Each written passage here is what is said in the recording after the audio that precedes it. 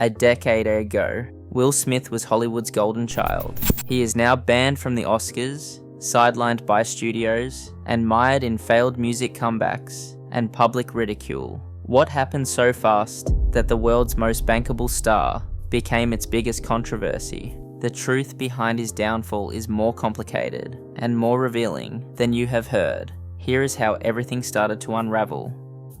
On April 8, 2022, the Academy's Board of Governors delivered its verdict. Will Smith was banned from the Oscars and all Academy events for a decade. The official letter, signed by Academy President David Rubin and CEO Dawn Hudson, called his behaviour unacceptable and harmful. The ban was not just symbolic. It meant exclusion from every Oscar ceremony, nominee luncheon, and campaign event, cutting off access to the most powerful room in Hollywood. Within days, the consequences rippled through the industry. Netflix halted production on the planned sequel to Bright, a project Smith had been developing for years. Other studios, including Sony, put Bad Boys 4 and Fast and Loose on indefinite pause, with executives telling reporters they were reassessing whether to move forward at all. Headlines in Variety and The Hollywood Reporter detailed the fallout, describing a climate of hesitation. Insiders spoke of risk management and reputational concerns, with Smith's name now seen as a liability for big-budget projects.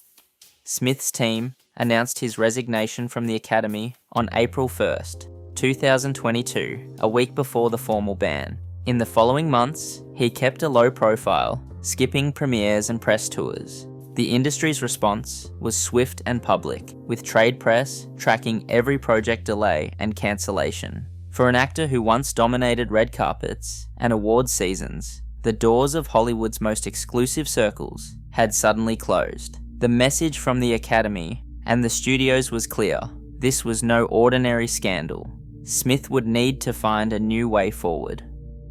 Will Smith's reputation as a chart-topping rapper once stood alongside his film career. After the Oscars fallout, a return to music seemed like a logical move, a way to reclaim control and reconnect with a different audience. In 2024, Smith announced, based on a true story, his first full-length album in nearly 2 decades, promoted as a personal and redemptive project. The rollout featured collaborations with DJ Jazzy Jeff, Tiana Taylor, and Jack Ross, and leaned on gospel-infused singles like You Can Make It, featuring Friday, and the Sunday Service Choir. The single found a niche audience, climbing to number 1 on the Billboard Gospel Airplay chart, and Smith staged a dramatic performance at the BET Awards, surrounded by flames, signaling a bid for spiritual reinvention. Yet the broader music market barely flinched. Based on a true story, peaked at number 79 on the UK album downloads chart, with no significant presence on the Billboard 200 or other major album charts. Reviews from mainstream outlets called the record honest and personal, but few labelled it essential listening. Streaming numbers and playlist placements lagged behind industry expectations for a comeback of this scale. Headlines. In music press and entertainment trades, focused less on the songs and more on Smith's past, often framing the album as an attempt to outrun the shadow of the Oscars. Online, nostalgia for his earlier hits mixed with skepticism about his place in a new era of rap. For an artist who once set trends, the muted reaction underscored the limits of using music to repair a damaged public image. Smith's comeback found a small audience, but the industry and much of the public seemed content to keep his musical legacy in the past. Social media had always been a double-edged sword for the Smith family, but after the Oscars, every move became ammunition for online detectives. In the months that followed, a new kind of scrutiny took hold, one that questioned not just Will Smith's choices, but his authenticity. Rumours began swirling that some of his tour footage featured crowds that looked suspiciously generic. Posts on Twitter and TikTok dissected concert clips, pointing out repeated audience reactions and blurry silhouettes. Theories spread quickly, fueled by side-by-side screenshots and glitchy edits. No major outlet ever confirmed any fakery, and there was no technical evidence to support the claims. Still, the perception stuck, with hashtags like #AICrowd and hashtag staged hype trending for days at a time. The skepticism did not stop there. In June 2024, a freestyle clip surfaced online, supposedly tied to a popular hip-hop channel. The video showed Smith rapping over a stripped-down beat, but instead of praise, the comments came in waves of ridicule. Viewers compared it to high school lunch table battles, calling the performance out of touch and stuck in the past. The post racked up thousands of replies, most of them mocking or dismissive. Even as some fans jumped to his defense, the ratio of negative to positive comments made clear how quickly the tide had turned. For an artist once celebrated for his effortless charm, these viral moments became symbols of a deeper trust gap. The damage was not just about numbers or reviews, it was about the sense that the Smith brand, once bulletproof, now felt manufactured and vulnerable.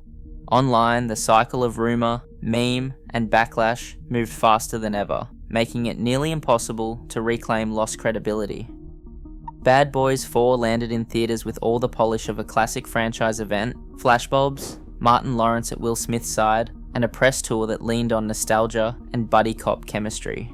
For Smith, it was more than just another sequel. Trade analysts described Bad Boys as his last reliable blockbuster series. The one property studios still trusted him to headline. The opening weekend numbers were solid, drawing respectable crowds and topping the box office. But the headlines were careful to note the difference between a strong showing and a true return to form. Box office commentary called it a test of market forgiveness, with some outlets questioning whether the public had really moved past the slap, or if audiences simply wanted another ride with familiar characters. Behind the scenes, studio executives and industry press described the film as a safe bet, a calculated move to minimize risk while keeping Smith visible. The reception proved that, for now, franchise loyalty could outlast controversy, but even with a successful release, the days of automatic green lights and unqualified stardom seemed out of reach. Hollywood's caution lingered, and the ceiling for a full comeback was clear. The memoir landed in October 2023, and it landed with the force of a new headline every hour. In interviews leading up to the book, Jada Pinkett Smith revealed that she and Will had been separated since 2016, a detail the public had never heard, even as the couple navigated years of speculation and viral moments together. The revelation sent shockwaves through entertainment, news, and social media, with outlets from People to the New York Times dissecting the gap between the Smiths' public image and their private reality. Search interest in the entanglement meme spiked again, as clips from Red Table Talk resurfaced and late-night hosts revived jokes about the couple's marriage. Jada took center stage on talk shows, framing her story as one of self-discovery and resilience. The press tour fueled a new cycle of scrutiny around the family's boundaries and authenticity. For fans and critics alike, the memoir did not just add another chapter, it rewrote the narrative, and it raised fresh questions about what had really been happening behind closed doors all along. Westbrook Inc. is the Smith family media company, and it found itself squeezed by the same industry headwinds hitting Hollywood. The family name no longer guaranteed confidence. Entertainment Trades said Westbrook was navigating a tougher market and leaning on careful project selection, and sources noted that Will's post-slap reputation forced the company to adjust its ambitions. The business was not alone in feeling pressure.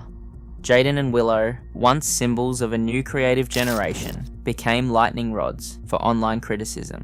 Jaden's red carpet style, oversized jackets, and sculptural headpieces fed into a wider debate about nepo babies, with social feeds mocking his fashion as out of touch and privileged. A viral clip in which Jaden said he wanted to talk about the political and economic state of the world turned him into the poster child for the political kid, earnest, intense, and disconnected from everyday teenage life. Willow faced her own scrutiny as performance clips and interviews sparked arguments about authenticity and advantage. Online critics dismissed her genre hopping as manufactured, while supporters praised her willingness to take risks. Together, these moments piled onto a sense that the Smith brand, once an asset, now carried baggage. For Westbrook and the family, every headline and meme became part of a larger story about what happens when a carefully built legacy collides with a culture eager to tear it down. Today, Will Smith's story is a reminder. Fame can turn overnight, and public trust is fragile. In a digital age where backlash is instant and global, every move echoes louder, and reputations can vanish faster than they are built. The real spotlight now shines on what comes next.